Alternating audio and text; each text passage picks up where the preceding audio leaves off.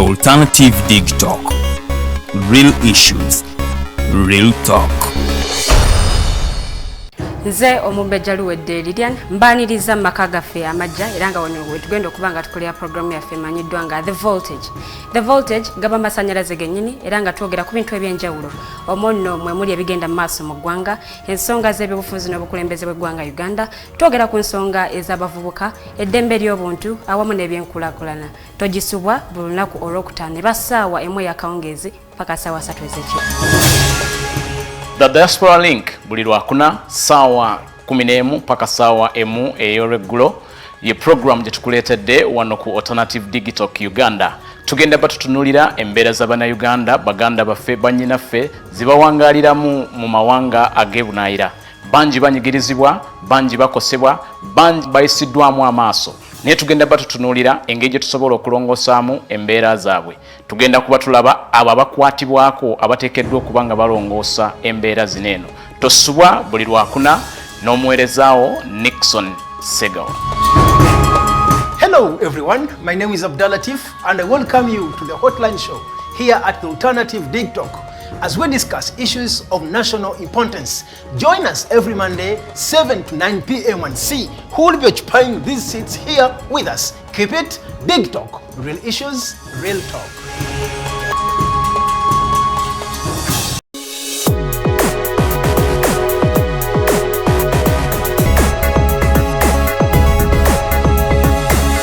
The Alternative Digitalk. Real issues, real talk.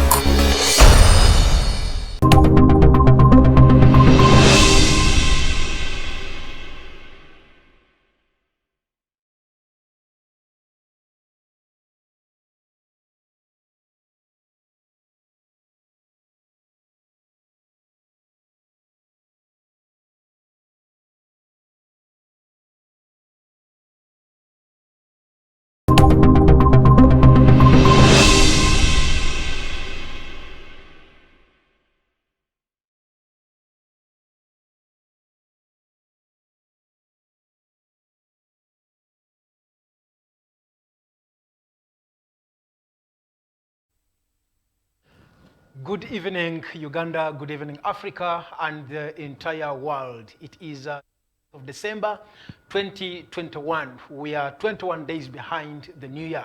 When the year 2021 was beginning, I want to believe you had plans, and it is time to cross-check through, look through, and see what have you been able to achieve. We of course know that when the COVID-19 pandemic came through, many things got disorganized. But nevertheless, life has to continue. It is the Hotline Show. Every Monday, we are always here looking at issues as they do happen in Uganda. Basically, in the line of politics, the line of governance, we talk about democracy, the economy, the health sector, education, and mention it all. Well, we all know that in January, the president of Uganda, Mr. Yoweri Kaguta Museveni, said that the country will be open, and we believe there will be no more lockdowns, the curfews, and things to do with, to see that everyone carries on the duties as they used to do before the outbreak of COVID-19. My name is Abdulatif once again, and I am here with the Hotline Show. Today it is a special day that has been dedicated to the Alliance for National Transformation. In the studios, I am privileged. I have Major General Mugisha Muntu, the national leader for the Alliance for National Transformation.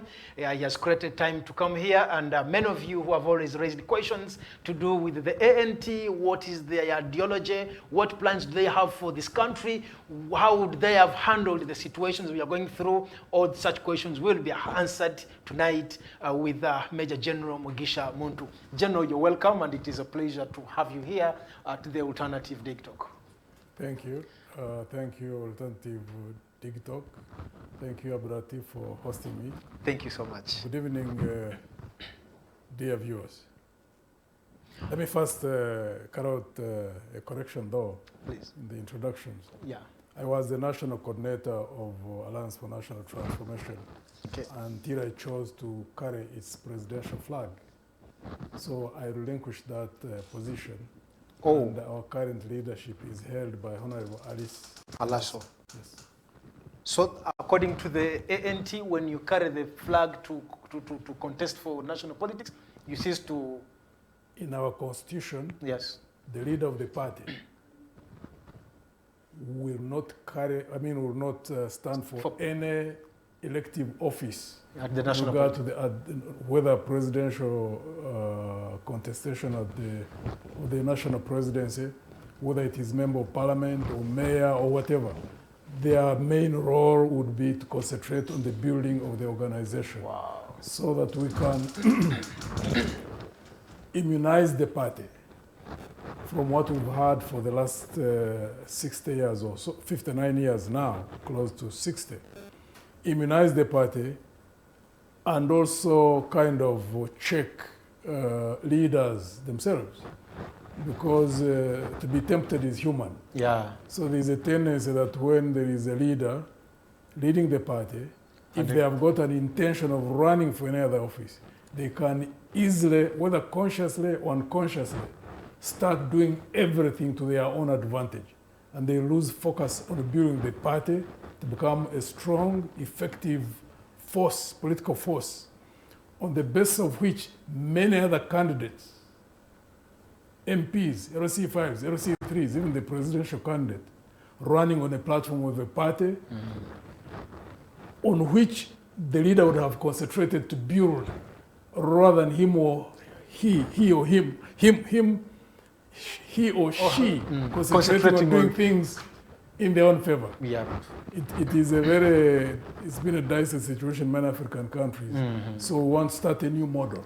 And want to believe it's on the ANC to do And that. we believe the moment it works here, then it can start influencing, hopefully, the other parties that would want to see parties which are built as institutions stand alone without being built around Individualism. Yes. Actually, one of the problems we have in Africa, okay, let me talk about Uganda. It's most of the parties are built on individualism, personalities, not ideology. It's Well, a tendency which is so deep on this continent. Very true. Yeah. Thank you for the correction, and I think that is something very unique amongst our parties here. I think so far. It should be the only party. Is the only party I know of so far. Yeah. In regard to the constitution. Well. So we are pioneering it. We are dedicated to do it. And I believe by God's grace it will succeed. Yeah. And then hopefully other parties can start learning from that Yeah, successful benchmarking model. Yes. Well, that is the general himself. This is really unique in the Alliance for National Transformation. When you choose to stand for as a president or any other elective position, you cease to, to be very active with the. Is that right? The other lower level, they can run for other offices. But for president, for the presidency, in our constitution, we don't have a president. We have a national chairperson. National chairperson. So that national chairperson, once you become one, it is clear to you that you are not going to run for any other office other than concentrating on party building. But you can choose to retire from the party and cross over the other side. And cross over where? To contesting for these other elective positions.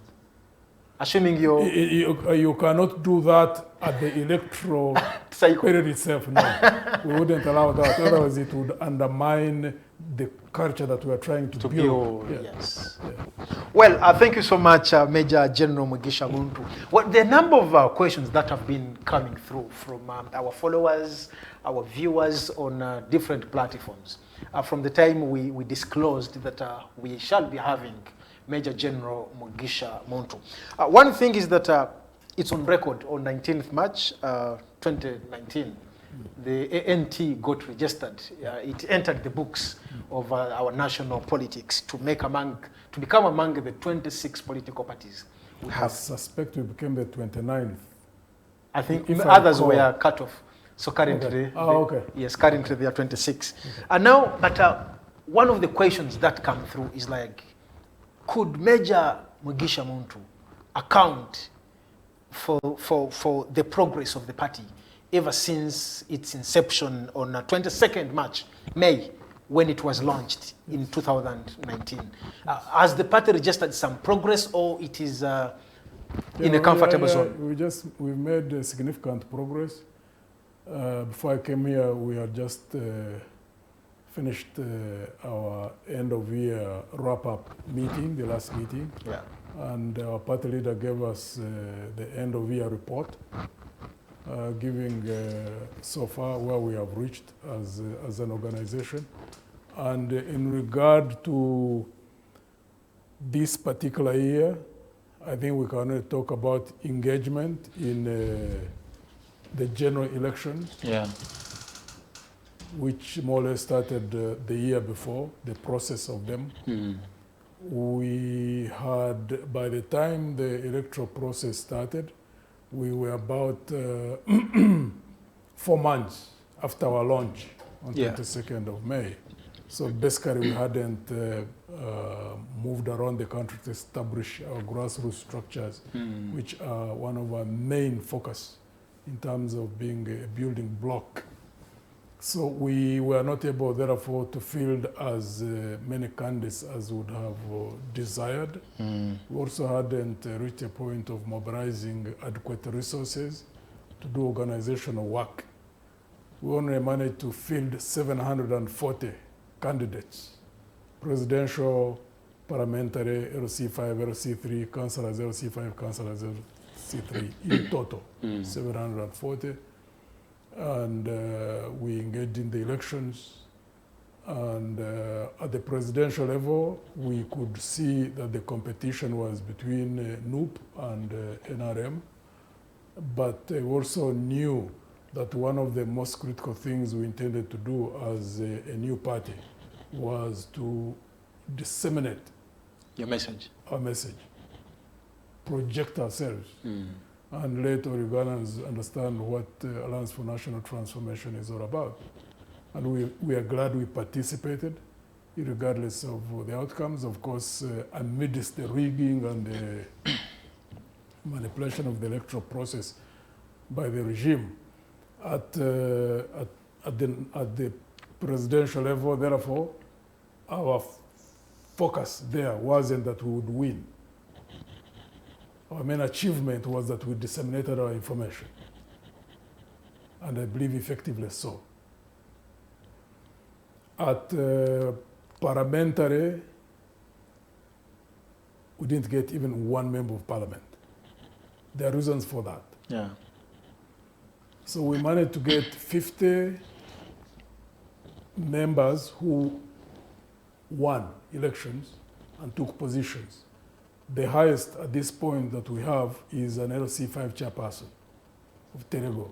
Okay. Then we have got some LC3s. We also have a mayor like in Busembatia. And LC5 councillors and LC3 councillors. Immediately we finished elections. We finished the local government elections in Feb. Feb, yes. So March, we went on a countrywide tour to organize 21 conferences. To evaluate. To meet with all the candidates, evaluate the electoral process, what we went through. Yeah. And we met 95+% of all the candidates who had run in those 21 sub-regions. Okay.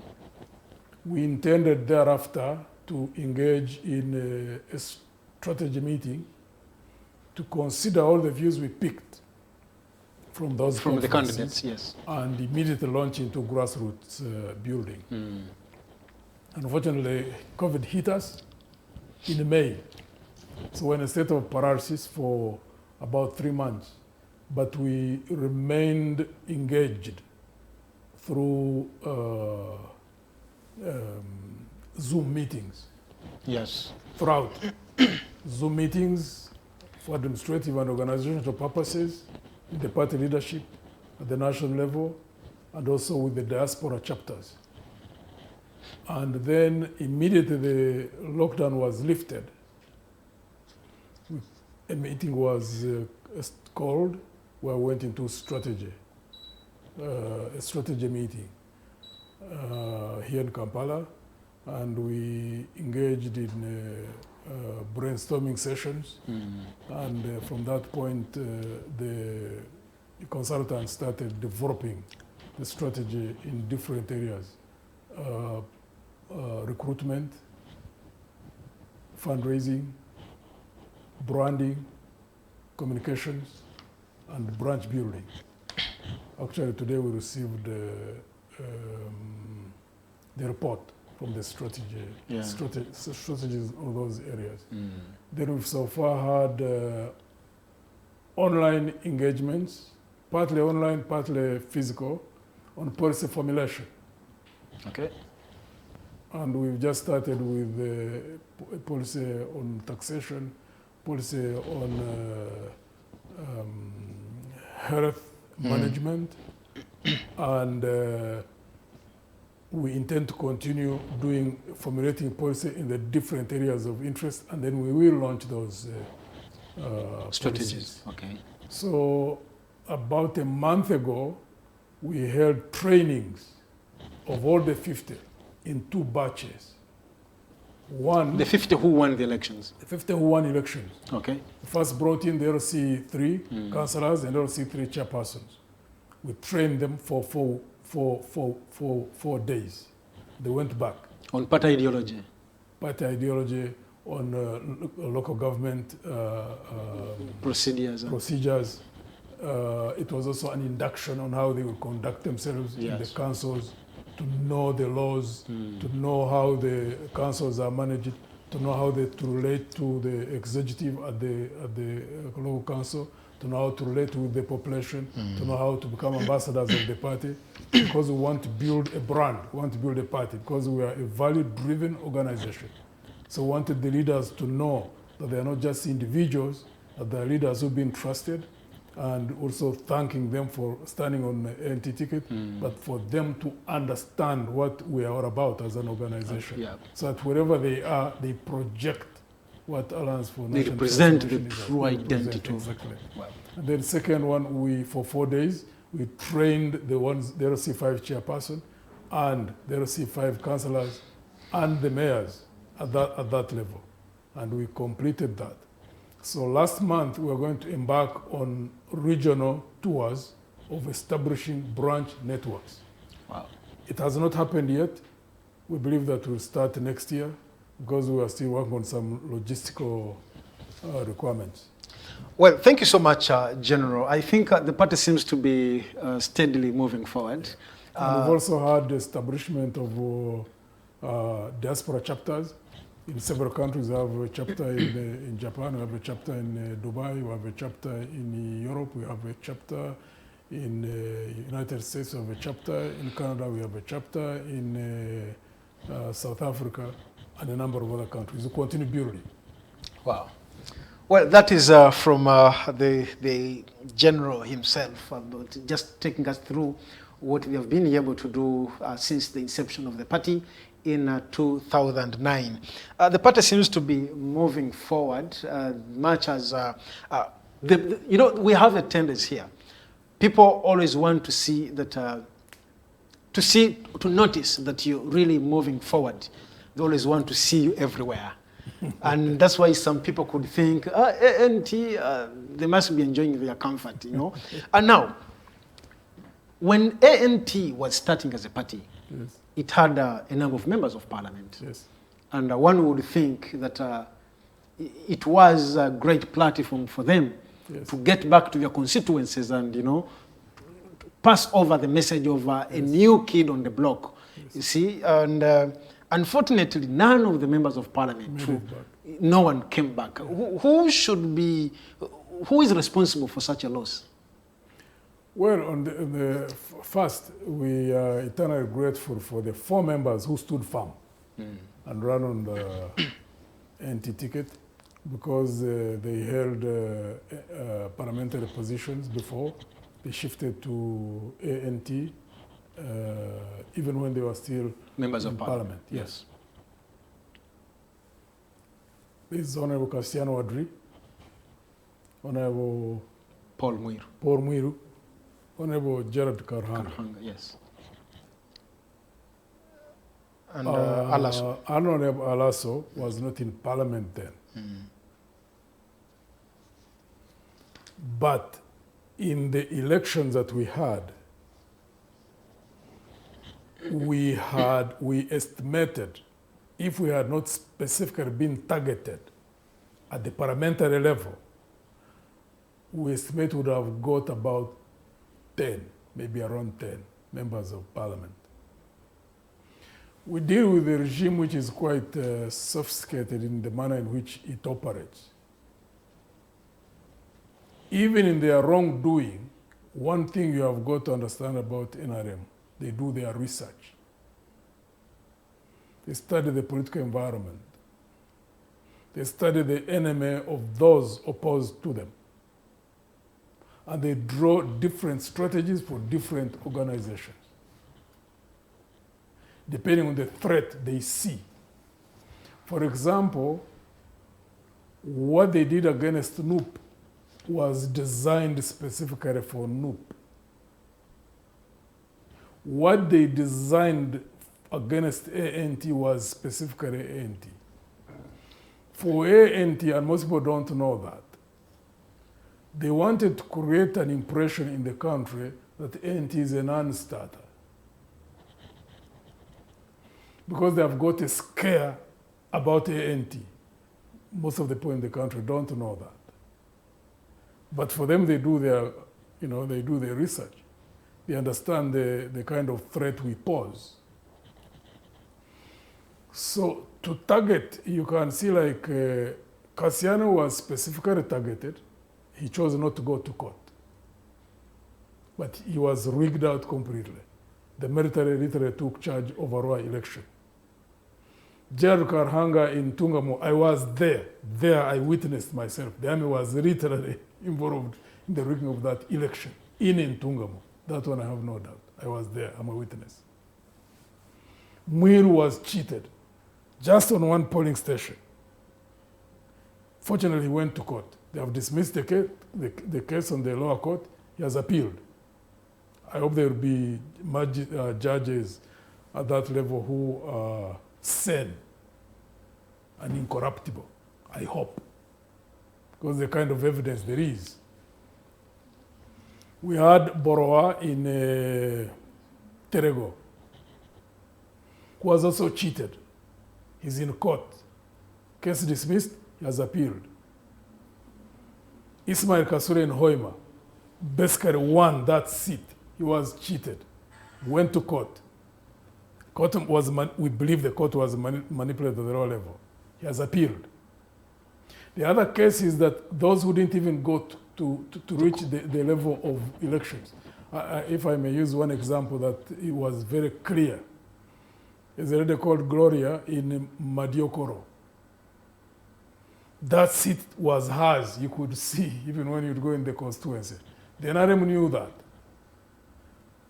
They went, got the person who had proposed her, and the seconder, intimidated them, bribed them, and they wrote a letter. Withdrawing their... Actually indicating that their signatures had been forged. They cancelled the Gloria. She didn't even run. She didn't even reach the point of nomination. No, she had already been nominated. The proposer and the second are those who signed her nomination papers. So when they were intimidated and bribed, and they signed a document saying that their signatures had been forged, the Electoral Commission cancelled her candidature. Another candidate in Terego, Martin, whom they literally manipulated and cancelled his candidature as well, because it was also almost a done deal in that second constituency in Terego. We know that. We know the intentions, why they wanted to ensure that we don't have even one member of parliament. We are not perturbed by it ourselves, because we know we will be victorious at different levels, as long as we are not distracted from the work that we have to keep doing. General, one would ask, Uganda as a country went into the elections when there are two political parties that had never fronted presidential candidates. Yes. And that was ANT and the NUP. Yes. And of course, one would think that And NUP was much vibrant Yes. in the public. Yes. One would ask, why would the state target ANT instead of these other You see, political actors? they see different threats. Yeah, For NUP, they targeted them because they could read the ground and know that there was a wave of youth that was supporting the party president of NUP. So they wanted to contain NUP to ensure that that wave does not overwhelm the regime.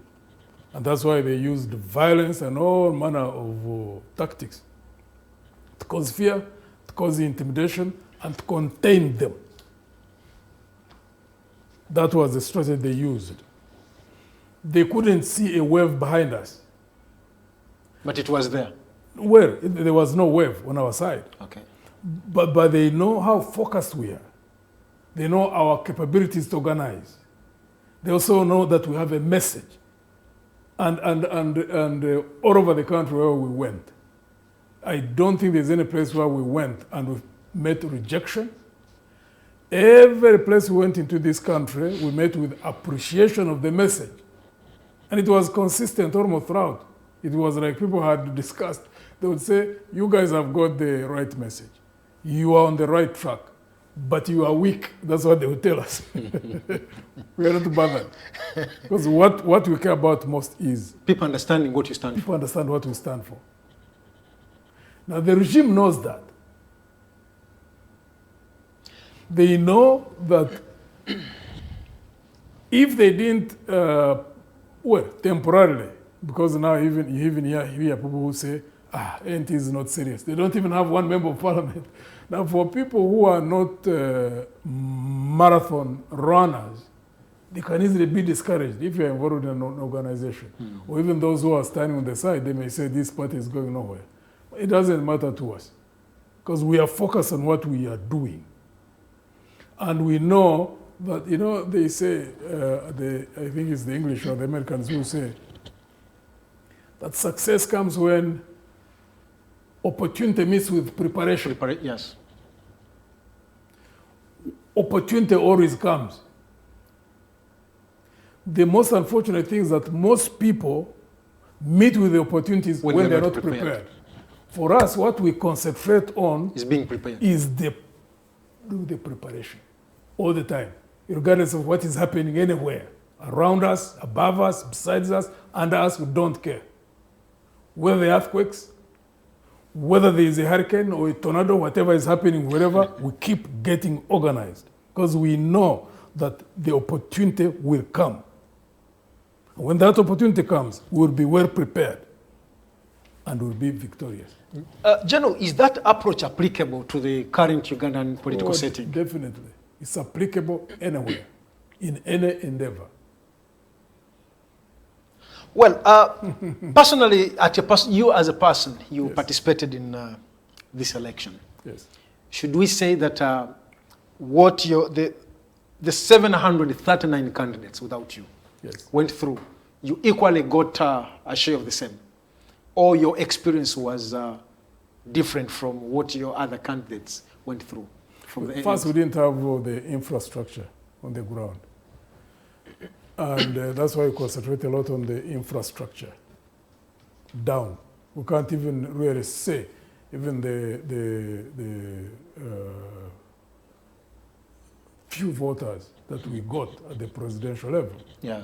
I mean, we recognize that we didn't even have agents even up to 20% of all the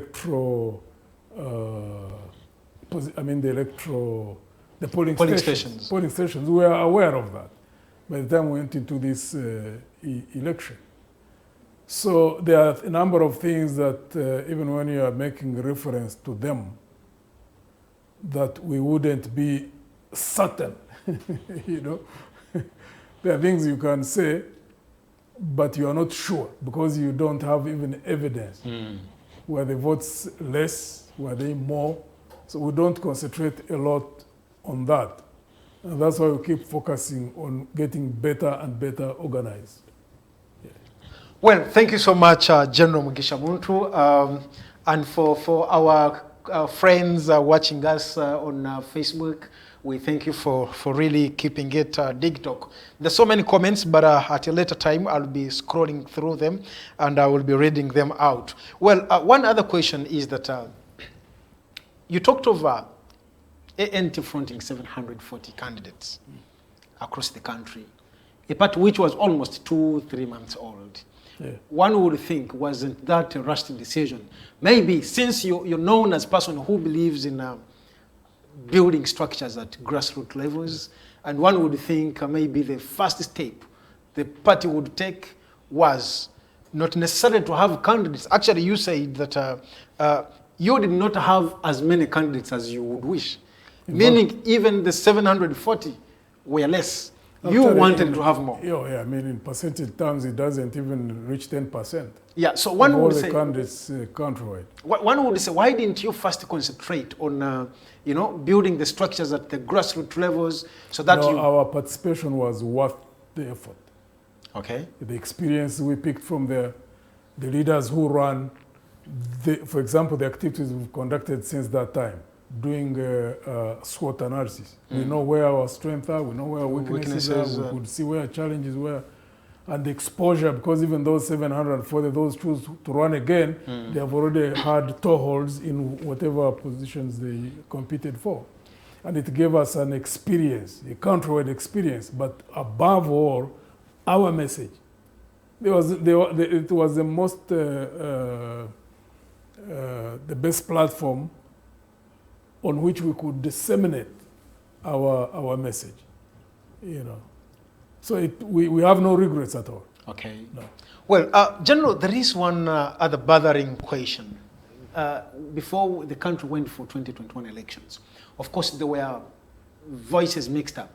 Others saying Funandaga Muntu, others saying no elections, and the public was confused on what to do.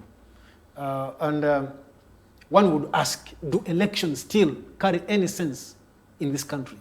Do you believe that through such means, at one point, the ANT will have a president manning this country?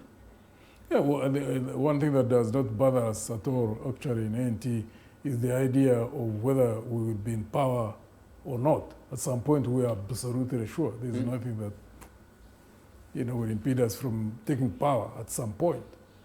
That's why we are not deterred by whatever we hear, whether it is said by the regime, whether it is said by people who are frustrated because of the kind of situation we are operating in. We understand. We understand why the regime says what they say, because they have lost all sense of shame. There are people who want to hang on to power at any cost. They just do all kinds of things that the past regimes have done, or that we see happening on the whole continent. I mean, we see the likes of General Museveni and the NRM all over the continent. The continent has been littered with leaderships of that nature. So we understand where they are coming from. We also understand where a number of colleagues in the opposition, where they are coming from, those who get frustrated, because it's a tough environment. And it's not only here in Uganda, you see it in many parts of the continent. But how people respond to situations is different. Because, for example, there are people who expect easy victories. We don't expect easy victories. There are people who think that they are dealing in a situation and they hope that the people who are in power could act in sane ways. We know that people who are hung on to power at any cost will not act in sane ways. So when they act in insane ways, we know, because we see where they are coming from. Two, we also know that there is no situation that can ever change itself. We also see countries which are more stable, which are democratic, which have got, which are being run on foundations of good governance. That there are people who went through exactly what we are going through for them to change their countries to where they are. Yeah. So it's nothing new. What we're involved in is nothing new, So why would you be frustrated if you know that that is a process that you have to go through anyway? You only have to keep finding out, okay, this situation is tough. How do we respond to it? Because if the ultimate objective is to ensure that we have got a country where there's justice, where there's fairness, where there's transparency in the management of national resources, where there's equality before the law, where there are equal opportunities, then that's the end state. That's what you want. Which means that you must do everything humanly possible. Go through whatever situation there are going to be until you reach that state.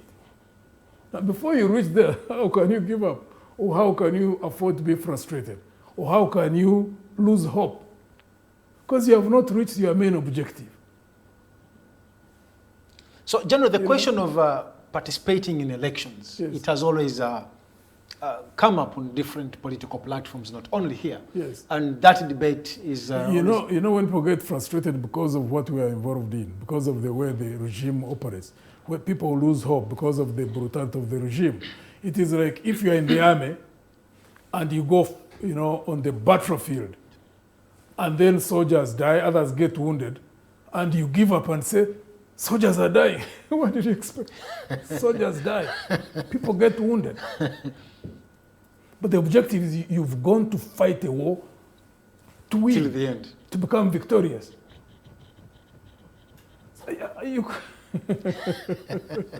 Well, of course, that comes along with the question where you're marching towards engagement on the battlefield, and you find because normally in the army it's taking the high ground is an advantage.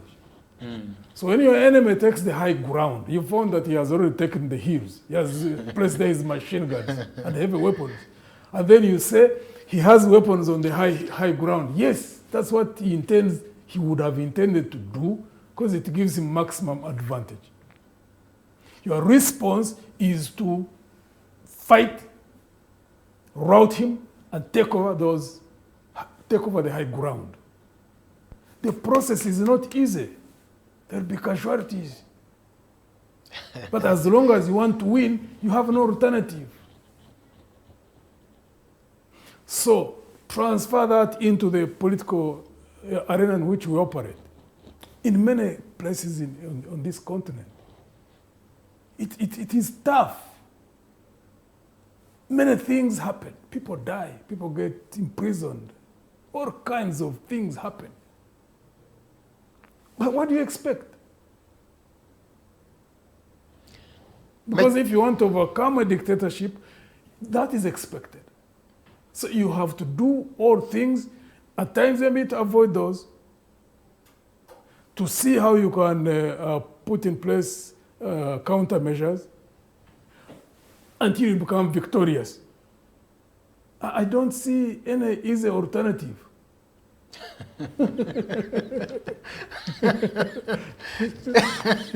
Well, thank you so much, Major, and our colleagues following the discussion. Now, there is this other question, of course. It comes in that same line.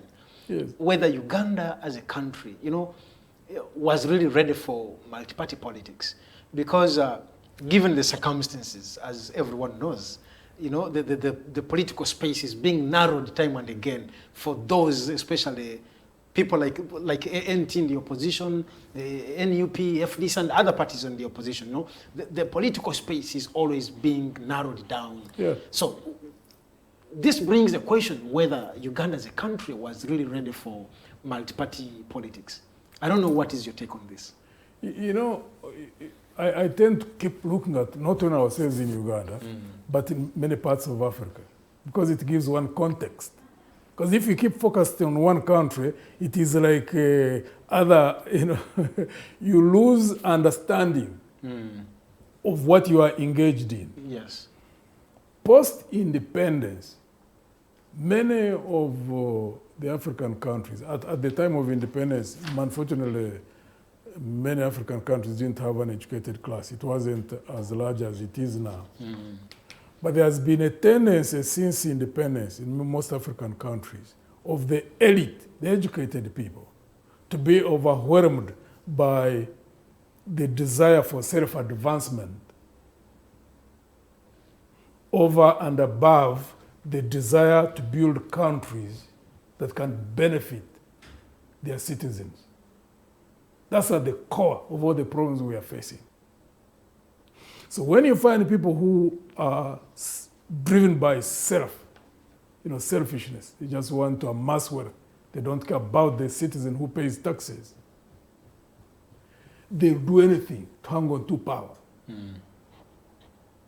So all the things that we see, even the shrinking space, because see, for space to be expanded, you would expect that those who are in power would have a desire to expand it because they want justice, because they want transparency, because they want fairness. But if they are driven by self, they want to amass wealth, there's no way they are going to expand space. They will narrow it down. It's a natural progression. So what you do is you have to see how do we fight to counter these negative forces, to defeat them so that we can create the space which is necessary for good governance to be established, to have parties function, to have the principle of separation of powers established, to have judicial systems which function based on justice, to have fairness, to have transparency, to have strong institutions. All that can only be done when you have got a critical number of leaders who are driven by the desire to build a country. We don't have that yet. That's what we are struggling for, basically. Because even in the contestation which we are involved in now, it is just one aspect. Because again, where you see a lot of confusion is for people who think that, oh, once a dictatorship is removed, everything will be smooth sailing. That's not necessarily the case. Changes happen. I mean, how many? 60s, the initial governments, most of them were multi-parties. By between 67 and 72, things happened on this continent. A number of countries established one-party states. Even here, UPC became the only party. Yeah. Kenya, KANU became the only party. Tanzania, CCM became the only party. In some countries, it was also a period of coups, many African countries. So actually, in some cases, coups followed establishment of one-party states. In some cases, coups happened even when the multi-party systems of governance were still in place. So after coups, then we had a phase. We started moving into, again, the establishment of quasi-multi-party systems of governance. Yes. That's what we are still testing out. Some have succeeded, like Ghana. Ghana is a good example. Yeah. But a number of other countries are struggling like we are here. But at the center of all that is the nature and the character and the culture of the political leaders. So anybody who wants to change that, that's where you concentrate. And that's why in the parties that are engaged in the fight against dictatorships anywhere on this continent, their main focus has to be how they build a critical number of leaders in the parties themselves who are different from those whom they are fighting against. Because if you don't have that, yes, you'll go into power. But that's not a new narrative, General. Even Mr. Museveni said that. Yeah, but you see, the taste of the pudding is in the eating. So when you get there, you are proven. Who are you? Because are you what you say? Are you what you say? Yes. If you are not what you say, then you are a contradiction, which Museveni is. He says one thing, he does something else. Which means he just doesn't have the character and the stamina to stand by what he says. Basically, what does that mean? That he's a hypocrite. And it's not only him. All of us can be that. So the question is, when do we have parties and leaders who go into power and they walk the talk? Because that's what the problem is. It is not on what is said. I don't think there is any party or any leader on this continent, political leaders, who don't talk about what we want to talk about. All of us talk about democracy. All of us talk about justice. All of us talk about fairness. All of us talk about transparency. All of us talk about equality before the law. It's the same discussion. Same. That's not the issue. As the Americans say, talk is cheap. What is lacking is implementation Of what you people of say. what you say. That consistency. between theory and practice. So that's what we have to build. Leaders who will walk the talk. Which means, because like now, I mean, basically in Uganda, if we have parties in the opposition which have got leaders who walk the talk, then we will change the environment post-Museveni. But if by the time we get power, all of us as a opposition, whichever group goes in there, if the balance of forces within that party is that the balance of forces or the dominant group of the leaders is of those who can say all kinds of things like we'll say, but they have no capability to implement them. I mean, there will be no different from the group which is in there. Being fought. Yes. I mean, we have seen this happen all the time. And I don't understand why people can't decipher that. It is as simple as that. That's where the equation of change lies, not anywhere else. Well, thank you, General. I mean, not change. Change will happen. Physical change will happen. That's the equation for qualitative change. Having a group which does things different, or having a group of people who go in and do things the right way. If they are talking about justice, they show that there are systems of justice.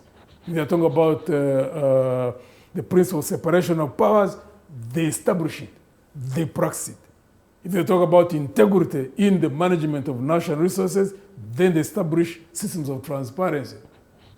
You can't escape from that. You know? Well, General, there is this one other issue of opposition unity. Yes. Many people think that if at one particular time Yes. there is opposition unity amongst the parties in the country, maybe it would be a very easier process to uproot the system. I don't know how that sounds and how really it sounds to you. Sounds nice. But one would have also to ask oneself why it has never worked. You know, that's the question. Why has it never worked? Maybe you've not given it your all. Oh, no, some of us have tried. Let me tell you, like, because I was the party leader of Forum for Democratic Change when we started building a foundation on the basis of which TDA emerged. Spent 2 years in Uganda House creating a foundation of what became TDA. It wasn't easy, it was quite involving. But by the time we formed TDA, there was harmony amongst the opposition parties. FDC, DP, UPC, JEMA. And we had also harmonized positions with the civil society. That went up in smoke in one night. You know, the moment you failed to get one single candidate, that was the end. So one night, something we had put in effort for 2 years. Yeah. So what brings that? Because does it happen because people come when they want to front their agendas only, or? Many of us, the African people, are driven by emotion. Emotions play havoc with us.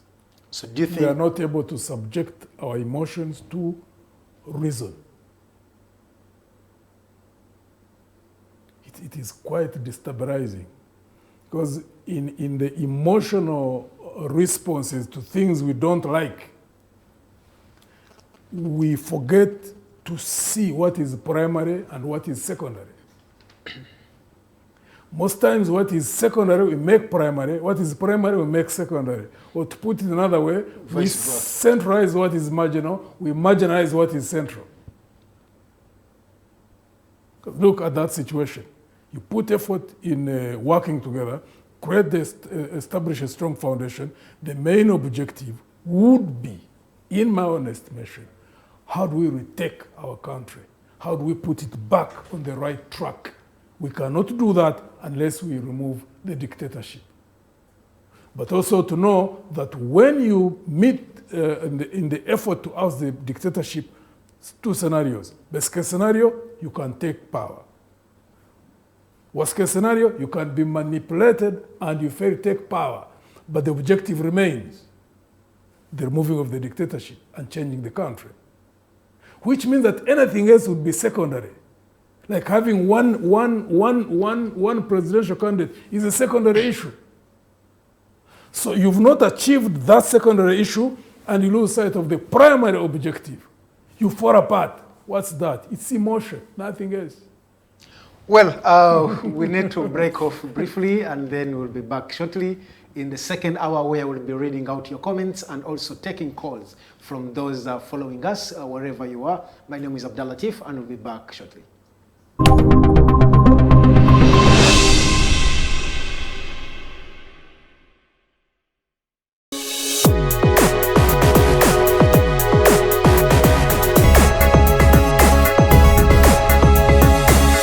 The Alternative Digitalk. Real issues, real talk.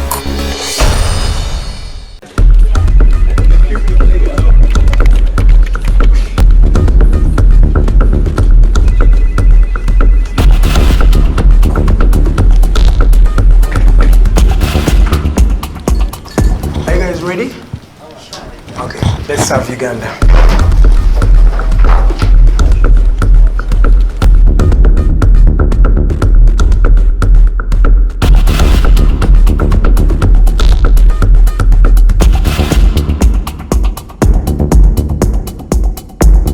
As promised, we deliver. We are redefining the social media narrative, asking tough questions and holding your leaders accountable. We are non-partisan and break down having a conversation with Uganda. We are the Mighty Drive. We hold debates that give you viable solutions. We bring to people that Ivora is wanted to listen to. We are gender sensitive and give space to the unheard voices. Not forgetting the quote of the day. We are live on our social media platforms, The Alternative Uganda on Facebook, YouTube and Twitter from Monday to Friday, 7 to 9 a.m. Don't miss the debate behind the wheels and studios. I am Edgar Matthew Karuhanga. Farida Mkobiri. And Princess Luwe Delidian. Expect in-depth analysis, credible, factual and authentic information. We are the Alternative Digitalk. Real issues, real talk.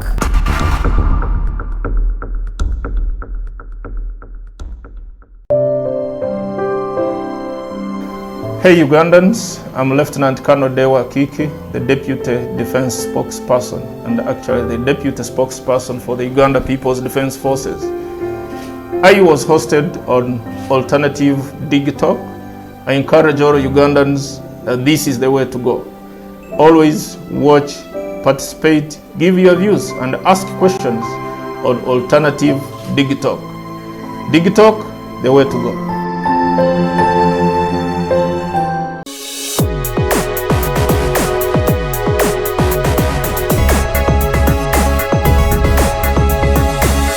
The Alternative Digitalk. Real issues, real talk.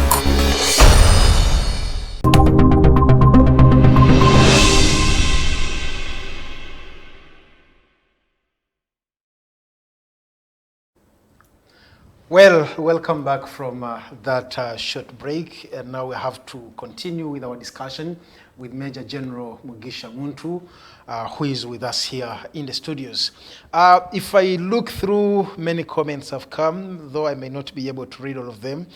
Eve Perfetto, I don't know why this general makes me believe that one day we shall be liberated. Otherwise, thanks for this topic. We are also watching live from Rwengo, Greater Masaka. We are following closely the voice of reason from Hoima West. Kwesiga David, the man with the vision. This one says, Kim Solomon, currently Uganda political situation does not need parties. In my own thinking, we need to change this Museveni regime and reset good systematic party platforms.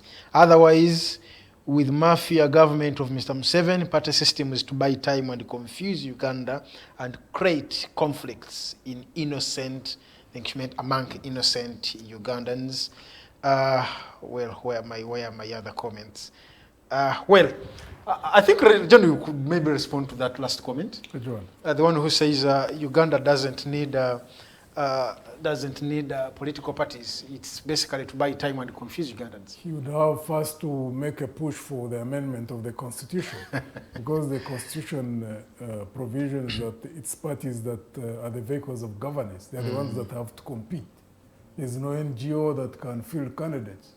There's no church or mosque that can field candidates. There's no cooperative union that can, field candidates. It is only parties that can do so. And as long as parties are the vehicles of governance, we must do all things that are necessary to build them, to become effective in managing power. Well, that's what you focus on. Thank you. Then Sylvain Gumisiriza, to think that ANT is in a hurry is not appropriate. It needs to be reconsidered and thoughts reflected on further. We are operating in the times and we are reading the environment as we prepare. Time will tell as days follow nights. Thank you, General, for your focused leadership. Samucho Papayun. General Muntu, I thank you for the whole of your calmness and words of wisdom. I believe one time, as you said, time will judge and we shall get the following of those who believe behavior must be a fact of change. There's so many comments. I think Nyakato Rusoke, I am keenly following my great leader. Thank you. Then I have Samuel Bakutana. No is alternative apart from the Alternative Digitalk. Well, Omega, I'm watching from Rwanda. Then General Muntu. Okay. Well, I think we can keep it at that for the time for now. Now, General Mugisha Muntu, it is during the time when you and the rest chose to liberate this country from the atrocities of the time. You teamed up and like, no, as a generation, you have to do something to put this country in order. But it is believed that during that time, when you are in the bush, there was a coup that was being plotted within a coup. And it had names like General Sejusa, people like Ikondere, Samson Mande, and you were the man who came up to contain the situation. And like, no, we need to get back to the right track. Do you regret for that? When we were, in the formation of the National Resistance Army at that time, there was contention between two different forms of thinking. There was a tendency, or maybe I should call them tendencies, because we are groomed by the culture that we grow up in. So you'll find that there are many officers who are trained, who had been part of UNLA, and that the tendency, whether consciously or unconsciously, was for them literally to start replicating what UNLA was about. And there are those of us who are saying we must create an army which is responsive to the needs of the country, an army which is pro-people. You cannot have an army where you have got warlords. So there was that contention. And kept on, the contradictions kept on, contending against each other. So there's a time when we almost even separated. But that's part of history. Anyway, eventually we established a basis on which even the structures which were established within the army, for example, having a policy and admin committee, for example, to have a unit disciplinary committee, because those were never there, to ensure that there would be barazas where commanders would have to talk to soldiers and that even commanders could be held accountable. And if they were questioned, they could not carry out reprisals against a soldier, even when they were of a lower rank. Those were established after actually it became a crisis point when we almost separated. Unfortunately enough, when we established those structures within the army, even how to manage finances, the commandist concept where the commander is overall, he can say whatever he wants to say, and it goes, was checked. And then we started moving on the path on the basis of which NRA was built, which foundation has now been eroded. Because of that contending forces, eventually, those who believe in warlordism literally are the ones in charge. General Museveni was overwhelmed and he went along with that tendency. However, I believe that there is adequate capacity in terms of well-educated officers, you know, officers who are exposed, highly trained professionally, whom I also believe understand what a professional force needs to be and what a force which has high levels of political consciousness needs to be. So the only lacking factor is good political leadership. I have no doubt in my mind that when good political leadership is in place, it would create an environment, and then the officers who are focused and disciplined can professionalize the force. Actually, this takes us to one other scenario. You know, we have always seen the president making some orders, and one would ask, is there anyone who could check on what the president says? Maybe like you see in other countries, whereby the president cannot just make a statement, cannot just make orders, and you know they get implemented there and then. But I don't know, because according to what you're explaining, it's like you had all these values instilled, you know, amongst the soldiers during the time. But do these values, anyway, you've said this. See, the contention, you see, let me tell you, it's a natural process. Now we are able to see it in the regime because they're the ones in power. Yes. Any group which takes power, whether it is NT, whether it is NUP, whether it is FDC, whether it is DP, whether it is JEMA, whichever party takes power, tendencies are already there.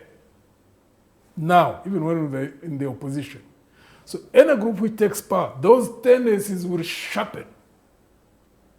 Now it depends on which will be the dominant tendency. If the dominant tendency in any such group is the one which doesn't believe in being checked, in building checks and balances, you will just see the same things happening now. Like when we were fighting, the things we were seeing in the Obote regime. Yes, it's a natural thing. Now, it's where there are human beings, you're going to find tendencies. Where there are institutions which are already strong, like we see in the European countries, where they have established a culture of good governance, there are strong institutions, there are checks and balances inbuilt, there are, for example, the principle of separation of powers. Even when there is someone whose thinking would be contradictory to the established culture, the established norms, they'll be checked. The institutions will check them. So don't think that those leaders who are in Europe or in America or elsewhere are good in themselves. It is the institutions. It is the institutions. It is the functioning of systems that checks them regardless of who they are. Some of them, if they were like in Africa, they would just be no different from these banana republic presidents we see. Well, General, we need to talk about the security issue. For so many years, the president has always been, you know, applauded for, you know, putting up good security in the country. But again, the security itself is questionable. Of late, we've had the bomb threats, you know, the ADF, there is this gentleman from Rwanda, you know, there is a lot. And the president's approach, for him, you attack, he attacks. We know that. He has been doing that across, you know, within the region. As ANT, what would be your approach in responding to such threats? Like the ADF, you know, before even the final decision is taken by other relevant bodies. The soldiers already are out of the country. Well, I don't agree with him in deploying forces without putting in place mechanisms. Even if the ones which are there would be found wanting, then you'd have to work to ensure that there are necessary amendments. but to ensure that when an army is being deployed, that Parliament would be in the know. Okay, there is a legitimate point of where you want to deploy a force to take advantage of a surprise attack. Now, those who, when the Constitution was written, something like that may not have been foreseen. But you see, instead of ignoring that, you ensure that now the two institutions, the presidency and the parliament, sit down and now factor it in and see how it can be taken care of. So you have to do that. That's what governance is all about. That's what leadership is all about. But on the issue of ensuring that there is a strong, effective army, I believe in that. In the issue of using appropriate force to respond to anybody who is aggressive against you, I believe in that. If they are not reasonable enough for you to talk, or if they are of a nature that you can't talk, in a country which is going to preserve its sovereignty has got to have a force to protect its, its integrity, But you have to be very careful so that even when there is a strong army, you don't become tempted to become a bully. But see, if you are a bully by nature and you also have a strong force, you just want to unleash it anytime, even when it is unnecessary. That's where the problem arises. Now, General, you're a member of the NRA High Command. No, I was when I was the commander of the army. Okay. But I wasn't one of the original or the historical members of the High Command. Okay. Yeah. Yeah, now, you last met the president in 2005. It's on record. Yeah. And I think that is the moment you parted ways. We had already parted ways. Well, have you ever thought of engaging? Because this is your comrade. Yes. That is the reality. It is your comrade. So have you ever tried to engage him on maybe to have a dialogue on how to plan, the transition? If I thought that he was someone who would hear whatever you'd be saying, maybe I would have been tempted. But I know him quite well. I know how he thinks. I know how he operates. So I wouldn't waste my time in that. I've really I've talked about this many times with many colleagues in the opposition. You cannot get anything successful out of Genome 7 unless you have leverage. I've always told colleagues, let's build leverage. It's like going with a negotiation table, even if it is in business. The person across the table must know the cost of you not reaching a consensus or an agreement. You can't depend on the good faith of the other guy. Yes, if someone has good faith across the table, yes, they may even give you concessions even when you have no leverage, if they are operating out of good faith. For example, in this particular case, we will be caring about a stable country, a country where there is participation by all forces. But that's not the nature of the Genome 7 and the regime. So for you to engage in any negotiations of any nature, don't hope or expect any good faith. There won't be. So if you go in that negotiation without any form of leverage, really you are going there and we have seen what has been happening in the TDA dialogues and all that. Without the leverage. You have grown many things and everything ends there. Yeah. Now, General, let's look at the economy. COVID-19, of course, we all know how deep it has hit our economy. And already it found us when the economy is not that firm. So it has just sunk us down further. Many people have taken advantage, have benefited from the COVID, but the majority of Ugandans, the ordinary citizens, average Ugandans, they are really crippling financially, economically, things are not working out. If ANT was in power today, what would be your approach? What would be your strategy to revive the economy that was already found struggling, but again, COVID hit it further deep? Yeah. I think one of the strong factors that we have as Alliance for National Transformation in whatever area of operations that would be engaged in is discipline. Okay. Many people seem not to recognize that. You can even have the best policy formulation. You can design the best responses to challenges that you face. There is expertise in this country, even within the parties themselves, to design appropriate responses. But the question is, are you able to apply? For example, right now, the levels of corruption.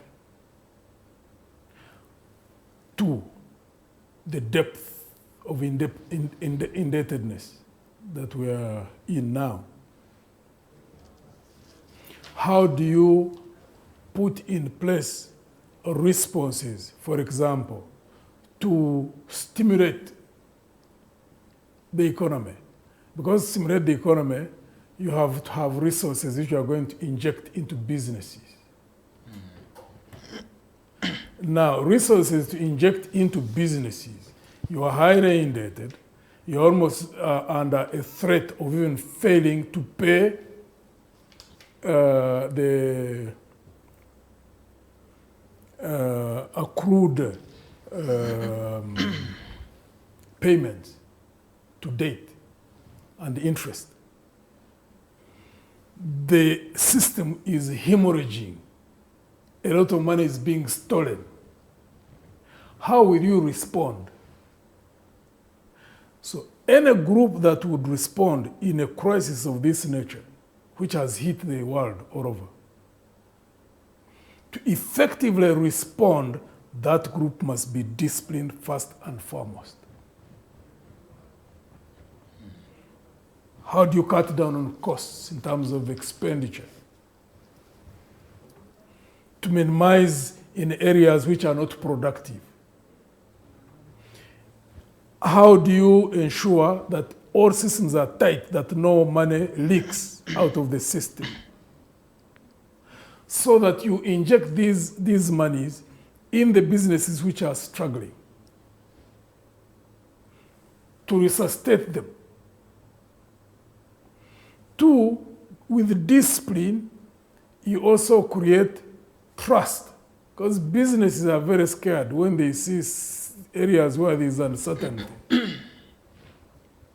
areas where there is corruption. If you are going to invest in a country, one of the things which makes people become very, very aged is they send their agents to find out the environment, the business environment. Some sort of survey. Survey. Can you start a business in this country without paying bribes? Because if you find that you have to pay bribes, it must mean you must factor into the costs of doing business.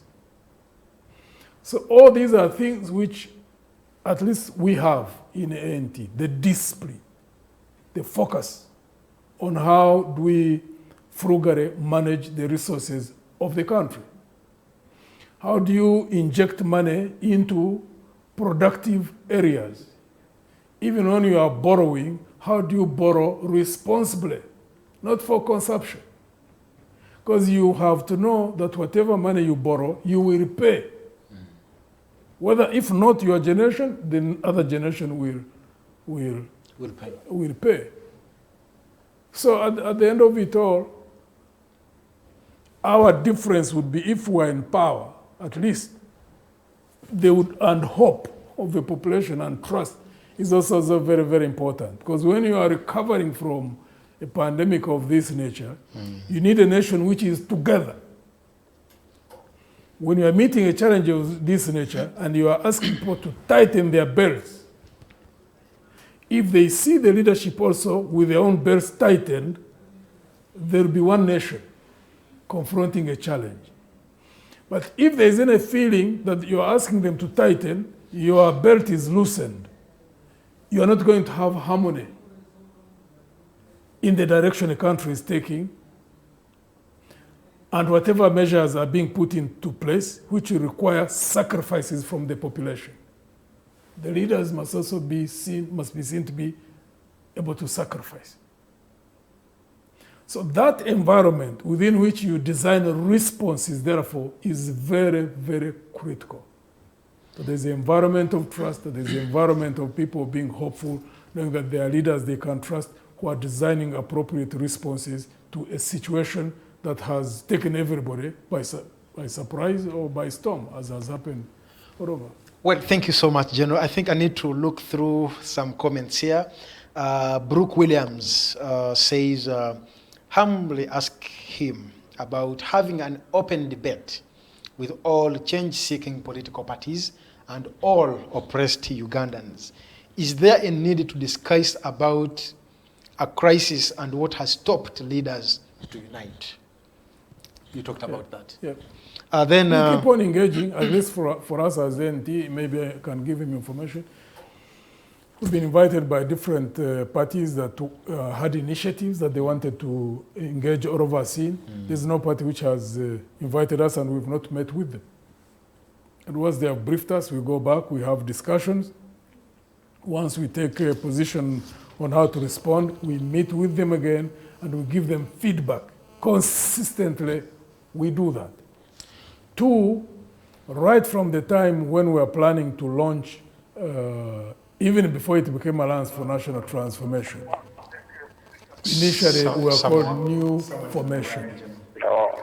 Someone on the line, hello? Hello. Yes, hello. Your name and where you're calling from. Well, I think we've lost you. I was trying. Hello. Yes, Jim. Initially, even before we became Alliance for National Transformation, the name under which we launched, registered and launched, we had a transitional period when we were known as New Formation. Yes. It was our practice that every major move we're going to make, we briefed the sister parties. We briefed DP, we briefed GMA, we briefed, at that time it was People Power, it had not become a move. Yeah. All the time. Giving them a brief on what we were doing, what we intended to do, for them to be in the know. That, to us, it is part of our culture, it's part of our practice. Hello? Yes, hello. Hello? Yes, good evening. Your name and where you're calling from. Well, sorry, we've lost that one also. Well, I think, and let me try to go through some comments. In Okello Kennedy, indeed, struggles are never easy. You are right. This is from Grace Sempala. You are right, General. Struggles are never easy, but they are worth a while. Okello Kennedy, Ugandan elite are indeed a letdown. Grace Sempala, giving up the struggle is like committing suicide. Not easy, but important for the future. Grace Sempala again, General, how do citizens identify such leaders? I think the leaders of such values you've been talking about. Then Magara Brian, nice meeting and being here. Someone on the line, hello. Hello? Yes, please, your name and where you're calling from. Hello? Hello? Yes, hello.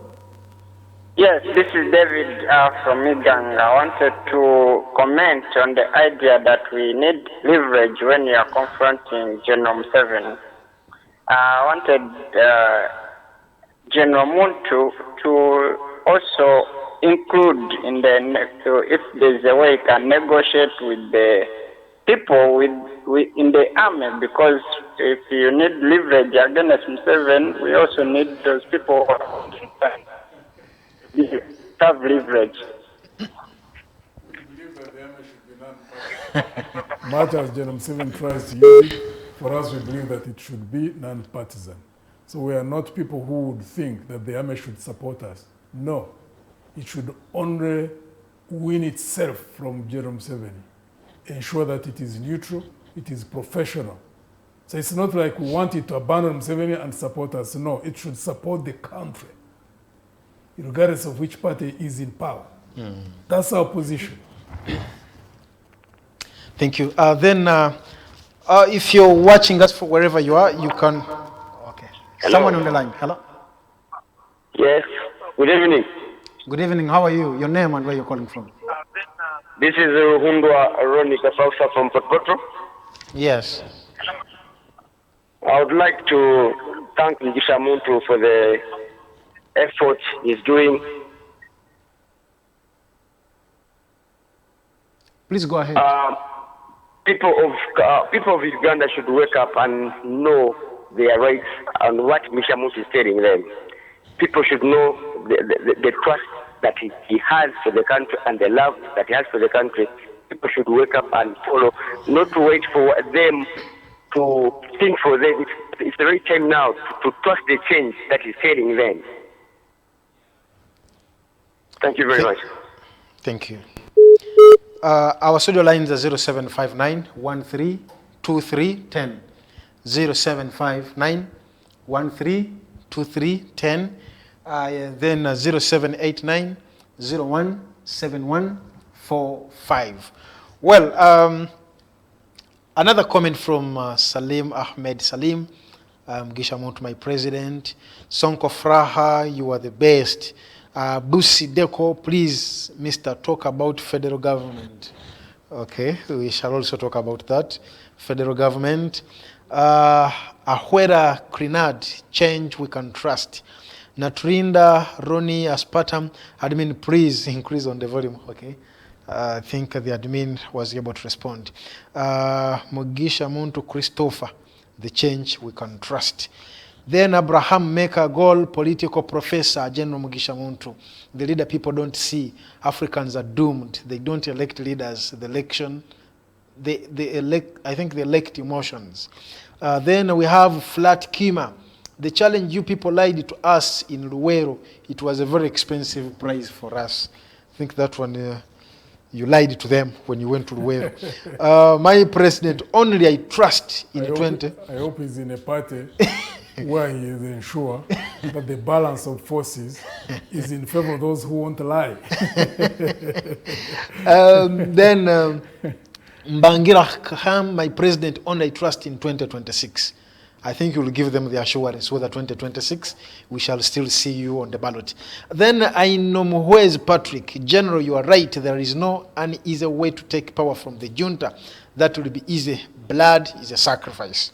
Then Bahirao Anatori, my one and only president, people first, 2026. Annex Toliado, I like your analytical assessment. Then Ruta Huairo Anthony, thank you, Mr. President. All Ugandans need to listen to this information. Julius Kwesiga, this kind of politics I want to hear. The kind of politics I want to hear. Then Ngabire Gerard, my president, General Mugisha Muntu, keep going. Abdumajidu, my president. Hassan Salim Nasser, my president. Julius Saka, I pray that if real God is loving us as Ugandans, He, God, should give us General Muntu and see what we achieve. Wow, that's your prayer. My Precio Agaba, my president, always in support of the ideologies, and indeed, we shall reach there. Irene Mama Donna, General Muntu, I like how you articulate issues, but let us unite and we remove this dictator. Then Nasa Salah Beine, our only alternative, General Muntu, I love your ideology. Your consistency is a kind of personality Uganda needs, especially after this military rule. Thank you. Well, those are the comments coming through. I think we need to continue. General, you talked about the question of corruption. Yeah. Of late, recently, we had the statement that was made by the president that we are lucky as a country.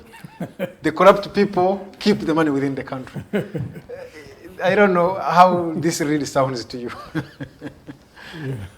I think Museveni has been a very lucky man.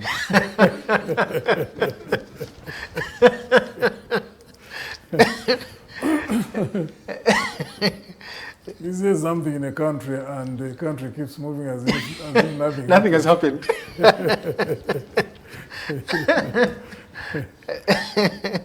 It's really very unfortunate. Because basically you can see his mindset. And then the next day, he's talking about the fight against corruption. He made his position clear through that statement. It's what he believes. And then the next day or the next week, some people hope that this regime can fight corruption. How? You can't give what you don't have. So if in your mind you believe that corruption is part of the development process, it basically means that because in his mindset, if you crack down on the corrupt, then money will go abroad. Because that's what he was saying. Mm-hmm. So you'd rather relax about them because they invested here. Why on earth would anybody believe anymore in the propaganda which is spewed out by the regime that they are trying to fight against corruption? Even those people who are in the movement, the leader of your organization comes out and gives such a statement. And you clap. And you remain inside there if you are someone who runs. Because to me, I would see two things. An immediate challenge to him. I would have expected a riot within the movement, challenging him. If you find that the environment within the movement is of a nature that you cannot put up a challenge against him and survive, then walk out. Walk out. But he's lucky. He just keeps on surviving at least for a few more days or weeks or months, maybe a couple of years. But at least people should not pretend anymore, those who are in government, that they have the will or even the capability to fight against corruption. So we must rest assured that it is only the next government that will put up an effective fight against corruption, if the next government is composed of people who are disciplined. Yeah. Well, there is a big question that just come through here. That is the question of the youth unemployment. Yeah. Every year, of course, many graduates flock onto the market, but not even the government can accommodate all these people. And even when they try to go to the private sector, there are so many taxes that come.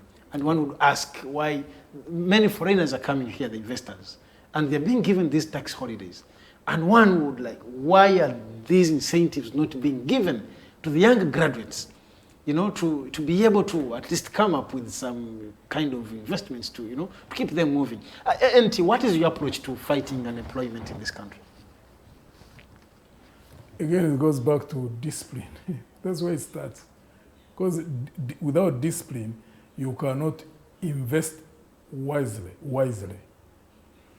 The revenue collections, right from ensuring that the taxes which are collected, the manner in which they are focused. Because once you have a country that wants to move steadily, it must build its capabilities in building an economy, invest in health, invest in education, because you want to produce the individual who is at the core of the entrepreneurial development process. Ensure that you invest in infrastructure. Go into the long-hanging fruits. Agriculture is one. Tourism is another. Ensure that you take advantage in areas where you have that comparative advantage, indeed, as I've already indicated, in agriculture. When you look at the investment in agriculture as we speak, in spite of all the lip service which has been paid, the budget being 14%, investing 14% of the budget into agriculture.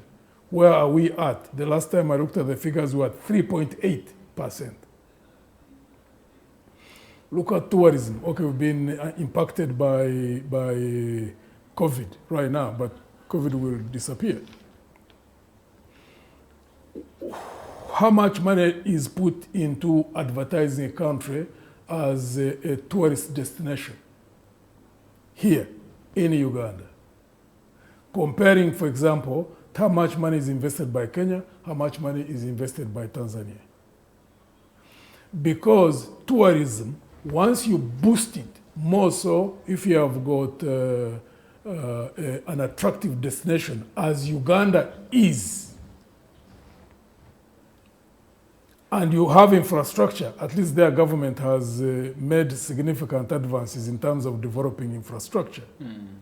Then you'd have to look at how do you create opportunities, one, those who come from outside, but I would like to believe that the Ugandans themselves would be promoted in putting up services in the tourism sector, putting up cottage industries, putting up restaurants, putting up tour companies, and all transportation systems. Why so? Because when you create a sector like tourism and deliberately ensure that Ugandans can be supported to go into that, and you grow the tourist numbers, for example, from 1 million to say between 5 to 10 million, the jobs which will be created are a response to unemployment. Yes. Two, we don't have the opportunity for many Ugandans so far who can go into industries that can compete globally. So you don't expect that you can create industries, for example, in the computer industry or in motor vehicle manufacturing and things like that. So the areas where we've got advantage are in the best, areas of investment, because it doesn't require sophistication. Agriculture, tourism. Now the Ugandans who grow their capital out of those, tourism, agriculture, like in agriculture, those who go into agro-processing, they'll start getting expertise in a business. And eventually they can grow into other areas where they can compete with the rest of the world. But they have to start from what is basic, which doesn't require, a lot of technological advancement. It has been deliberate. Agriculture is also another can be a big employer. More so, that's where 70% of the population right now is. If you invest into organizing them into cooperatives, you invest in them modern agricultural techniques in all their different states along the whole value chain, and you give them adequate support on a sustained basis, they end up not only at the level of the farm in whatever they produce, whether in livestock, whether in crop, they advance along the whole value chain in terms of going into agro-processing. There's a market regionally.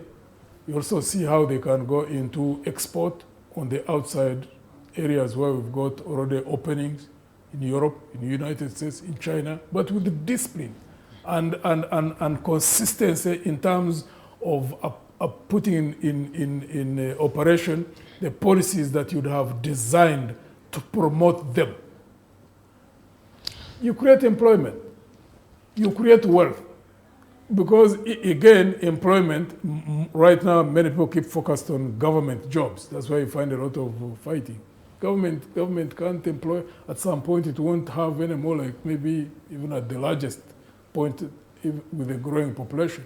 I don't think you can have a government which is eventually going to have more than 1 million employees. So at the end of the day, it is focusing on how to grow the private sector, which must be by design.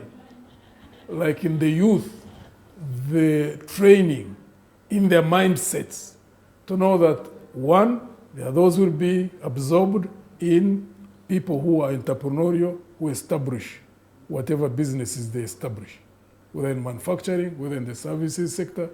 But for the youth themselves, basically, for there to be concentration, I see some beginnings in that regard to train them in entrepreneurial activities, but also to support them along the way. The environment is not conducive for that. Yes, there's a lot of talk around it, but the culture, which is within government, contradicts the good intentions they talk about.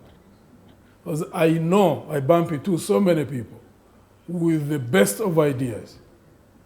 But to have those ideas implemented is a nightmare. Why? Because you'll find someone has designed an idea, they want access to resources or any other kind of support. But because of corruption in the public sector, any office where you go, out of 10 officials you meet, possibly about 7, once they find that this idea is worth something in future, 2 things are likely to happen. Either they frustrate you so that you give up, and then they can be the ones to own it. Own it and operationalize it, or they muscle in onto it so that you give them shares, and many times even free shares. How many people will start off? In the first place, this guy has nothing, expecting some form of support. So again, the culture, the environment. If you don't have people who are disciplined, who are focused, you can say all kinds of beautiful things. Most of them won't take off. Jenna, you talked about the agriculture, and we all recognize its contribution in employing the people, much as it is also wanting. Uganda is a signatory to the Maputo Convention that allows, actually, they took a commitment to at least invest 10% of the budget. Okay, maybe that's what they confused with 14. Yes, it was 10%. 10% of of the national budget. Sorry. Yes. I recalled the wrong figure there. Yeah. It's 10%. Yeah, it was 10%. And now it is at 3.8. Yes. Thank you for the correction. Yeah. Now, but I know, even when you commit to that, you don't have to be limited to that. Yes. Because, for example, Ethiopia... That should actually be the minimum. Ethiopia is at 20%.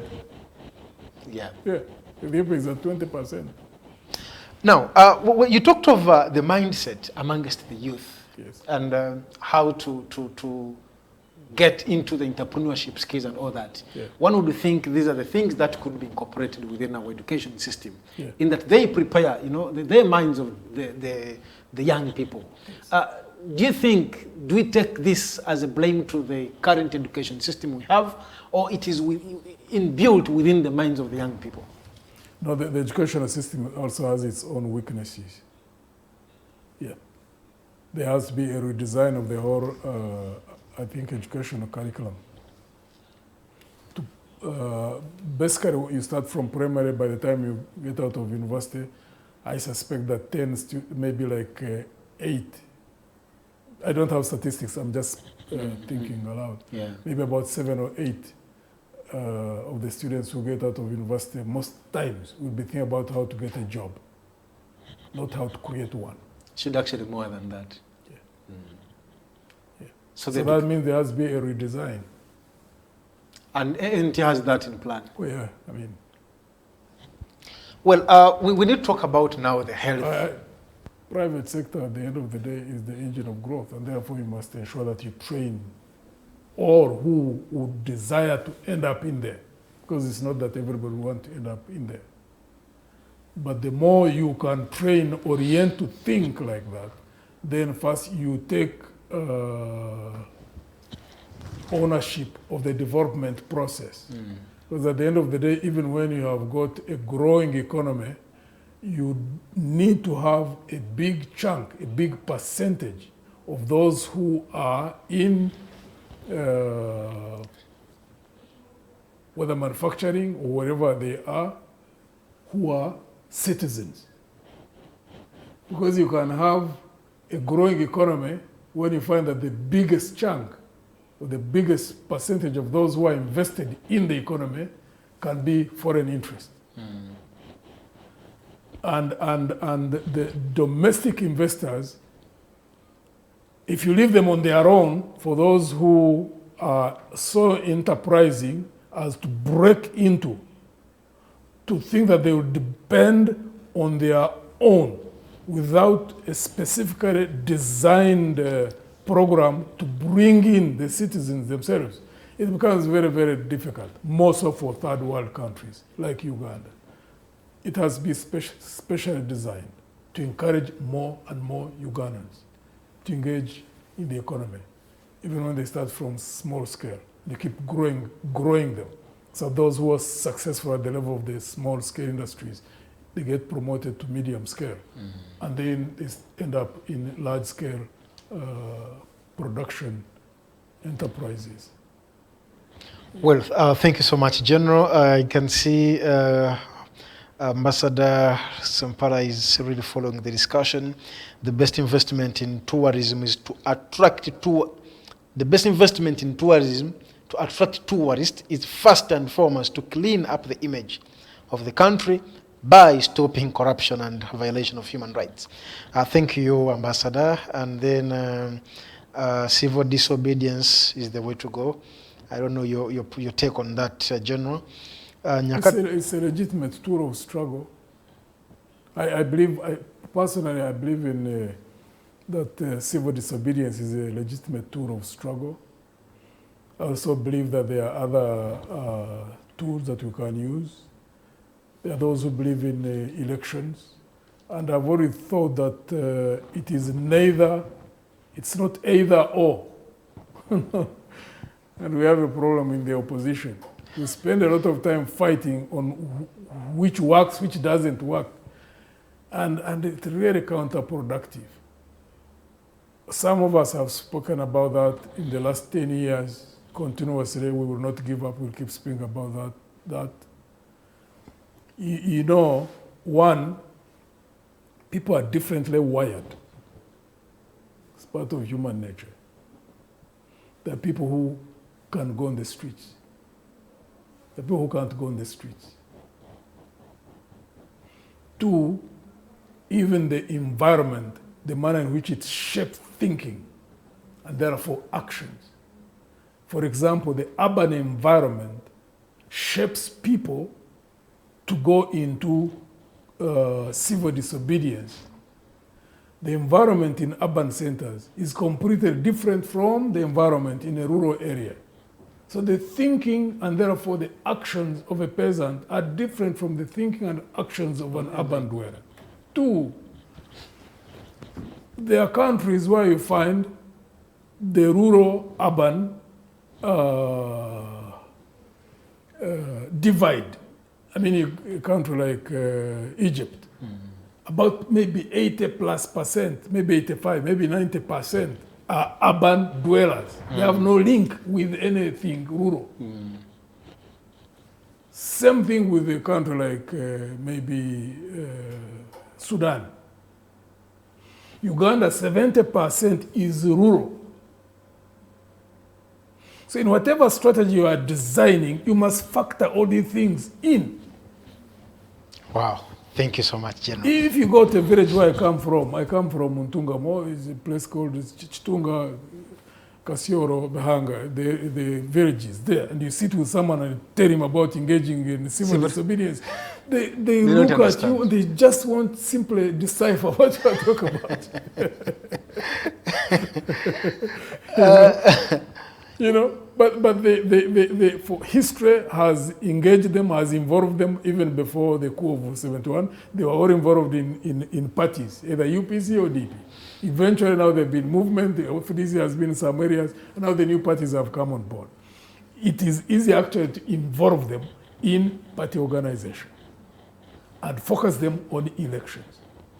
But also to be prepared, and maybe that's the most critical thing. To me, it is not either parties, it's not either elections or civil disobedience. No, it is preparation in whatever method you want to use. You must get prepared. Be prepared. If you want to go through, use civil disobedience, concentrate your organizational abilities in urban centers. Don't waste your time in the rural areas. If you are focusing on an electoral victory, concentrate on both. But be prepared. Whether you are going to get into power through elections or not, that's not the question. The question is that in the event that there is an opportunity, it should get you prepared. you must be prepared. Well, Because, because like people who say, elections can't work. Okay, maybe they can't work under Museveni. Okay, maybe even if we were to consider on that. But does that stop you from preparing yourself? Suppose you are confronted by a situation like what happened in Egypt. Mubarak was there one day, next day he was not there. Civil disobedience. The regime comes down. 6 months they call for an election. They engage. The people who were on the streets were not organized at all. Islamic Brotherhood, which had been in existence since 1954, had been crushed on this, from open participation in politics. It went underground, but kept on organizing through social channels, education, health.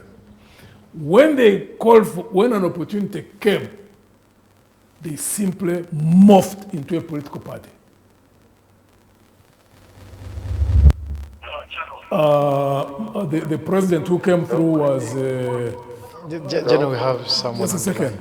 The president who won that election, Morsi with the Islamic Brotherhood won that election free and square, clearly. Okay, what happened is a different issue after that. Yes, but he was prepared. But they won. Well, so how can you say...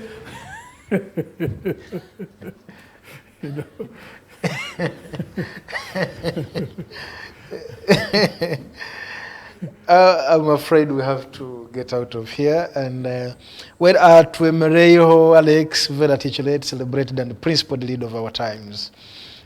True, we need good leadership, course.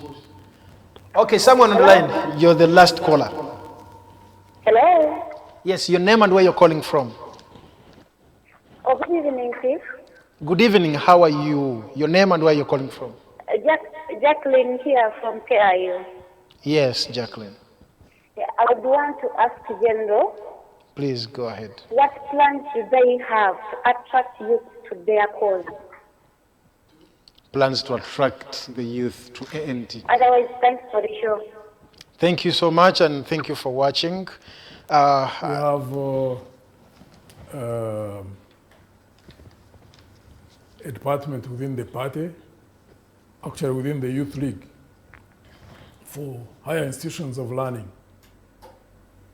And they've been creating chapters in different universities. Right now, the coordinator for the youth institutions is David Bala. Oh, former Guild President Makerere. Yes, former Guild President of Makerere. She's in KIU. Yeah, she's KIU. Actually, we have a chapter in KIU. If we were able to get her number, we would be able to link her up if she's interested in hearing more about ANT. Okay. Because we have a chapter in KIU. And we are moving in all the universities all over the country to establish chapters. Well, thank you so much, General. I think we really have to get out of here.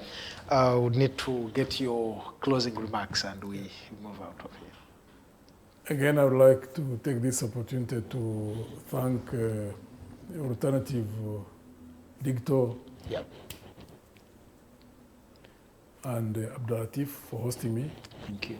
I'd like to thank all the viewers, to thank all colleagues who expressed or sent messages of appreciation, messages of support, and those who raised questions. It is gratifying, and we pray to God that He gives us life to continue struggling and fighting against the odds that seem to be ranged against us. But one thing we are sure of as ANT is that right is might. As long as we keep focusing on fighting for what is right,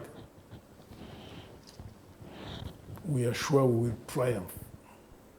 Therefore, we ask all people who believe in us as ANT, victory is on our side, by God's grace. Thank you so much, General Mugisha Muntu. I really thank you for creating time to come and share with us.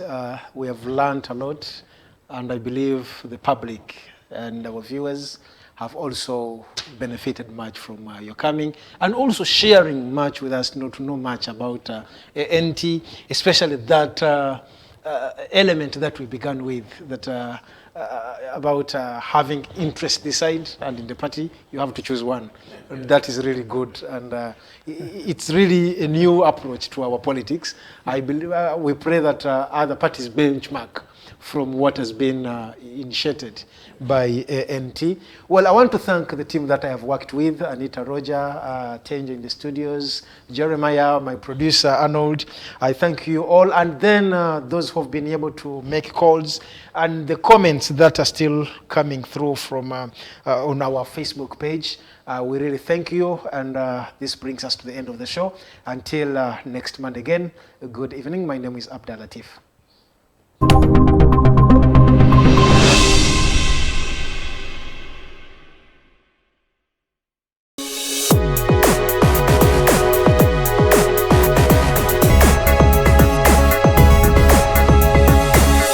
The Alternative Digitalk. Real issues, real talk.